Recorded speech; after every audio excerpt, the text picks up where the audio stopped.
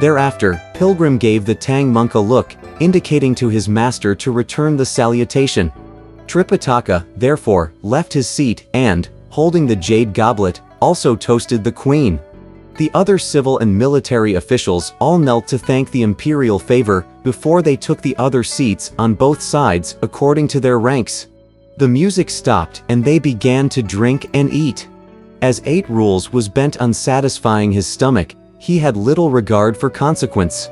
It did not matter that the food before him was corn, steamed breads, sweet pastries, but on mushrooms, black mushrooms, tender bamboo shoots, wood ears, Chinese cabbage, seaweed, laver, green turnips, taros, white turnips, yams, or yellow sperms. In big gulps, he finished them all, washing down the food with 7 or 8 cups of wine.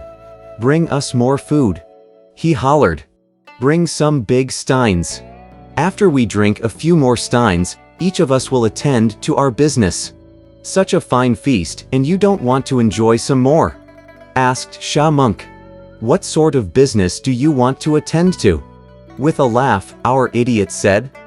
"As the ancients said, let the bow maker make his bow, the arrow maker his arrow."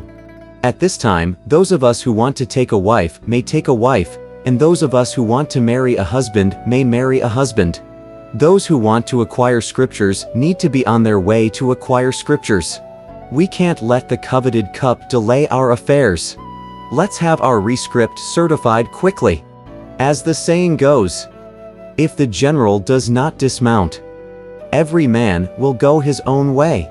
When the queen heard this, she asked for big cups, and the attendants quickly took out several parrot cups, cormorant-shaped ladles, gold beakers, silver chalices, glass goblets, crystal basins, punlai bowls, and amber steins. They filled these with the mellowest of wines, and all of the disciples drank around. Tripitaka then rose from the table and bowed to the queen with hands folded, saying, "Your Majesty, thank you for this lavish feast. We have drunk quite enough. Please ascend the treasure hall and certify our rescript. While there is still light, let us send the 3 of them on their way." The queen agreed. After the banquet had been dismissed, she led the elder by the hand up to the hall of golden chimes and immediately wanted the elder to take the throne. "No, no," said Tripitaka. "Just now the grand preceptor said that tomorrow would be the proper auspicious day, and only then would this poor monk dare assume the throne and call myself the man set apart. Today, you should use your seal on the rescript, so that they may be sent away." Again the queen agreed and sat down on the dragon couch. A golden high-backed chair was placed on the left of the couch for the Tang monk to sit on. Then the disciples were asked to bring forth the travel rescript. After Sha Monk untied the wrap and took it out, the great sage presented the rescript with both hands to the queen. When she examined it, she found on the document the marks of 9 treasure seals of the great Tang Emperor, together with the seals of the Precious Image Kingdom, the Black Rooster Kingdom, and the Cart Slow Kingdom. After the queen had looked at the document, she said again, smiling seductively, "So royal brother Darling also bears the name of Chen. That is the surname of my secular family," said Tripitaka. "And my religious name is Shenzang. Because the Tang Emperor in his imperial kindness took me as his brother, he bestowed on me the name of Tang." "Why is it?" asked the queen. "That the rescript does not contain the names of your disciples, my 3 mischievous disciples," replied Tripitaka. "Are not people from the Tang court?" "If they are not," asked the queen once more, "how is it that they are willing to follow you on your journey?" "My eldest disciple," answered Tripitaka, "comes from the Aulai country in the East Purva-Videha continent. The second disciple from a village in Koko in the West Aparagadania continent. And the third from the river of flowing sand.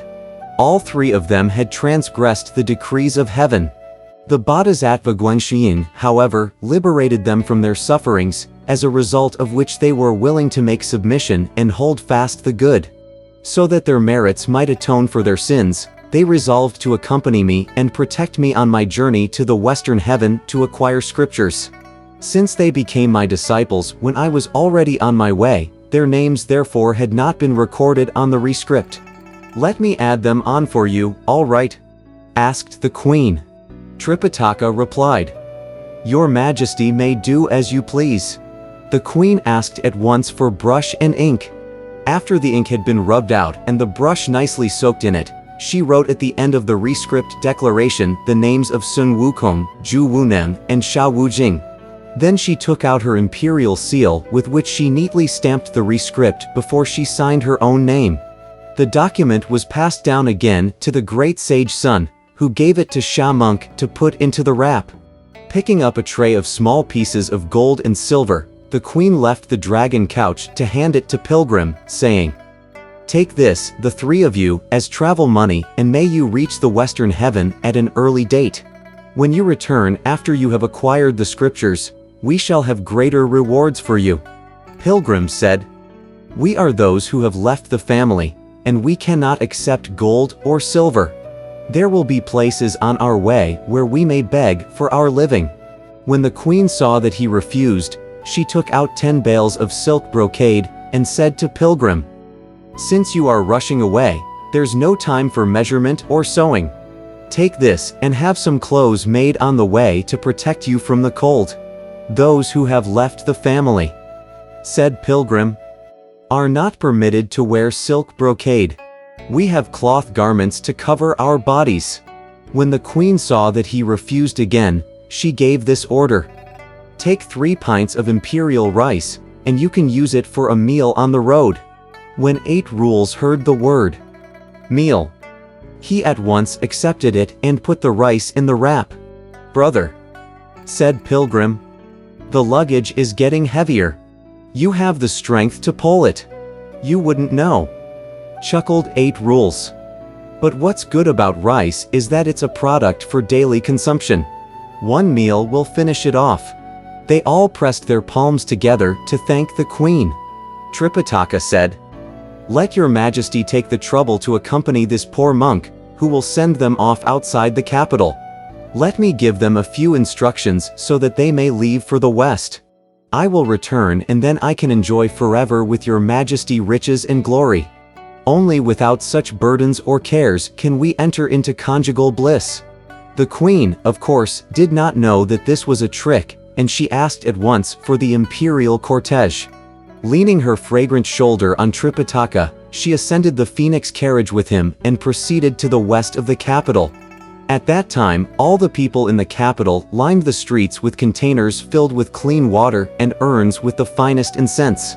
Wishing to see the cortege of the queen and the male form of the royal brother were all powdered faces and cloud-like hair. Old and young, they crowded into the streets. In a moment, the imperial cortege went out of the capital and stopped before the western gate. After putting everything in order, Pilgrim, 8 Rules, and Sha Monk faced the imperial carriage and cried out in unison, The queen need not go any further. We shall take our leave now. Descending slowly from the dragon chariot, the elder raised his hands toward the queen and said, Please go back, your Majesty, and let this poor monk go to acquire scriptures. When the queen heard this, she paled with fright and tugged at the Tang monk. Royal brother darling, she cried, I'm willing to use the wealth of my entire nation to ask you to be my husband. Tomorrow you shall ascend the tall treasure throne to call yourself king, and I am to be your queen. You have even eaten the wedding feast. Why are you changing your mind now? When 8 Rules heard what she said, he began to act as if he were delirious. Pouting his snout and flapping his ears wildly, he charged up to the carriage, shouting, How could we monks marry a powdered skeleton like you? Let my master go on his journey. When the queen saw that hideous face and ugly behavior, she was scared out of her wits and fell back into the carriage. Sha Monk pulled Tripitaka out of the crowd and was just helping him to mount the horse when another girl dashed out from somewhere and shouted, Royal brother Tang, where are you going? Let's you and I make some love. You stupid hussy, cried Sha Monk and, whipping out his treasure staff, brought it down hard on the head of the girl. Suddenly calling up a cyclone, The girl carried away the Tang monk with a loud whoosh, and both of them vanished without a trace. Alas! Thus it was that, having just left the fair sex net, then the demon of love he met. We do not know whether that girl is a human or a fiend, or whether the old master will die or live. Let's listen to the explanation in the next chapter.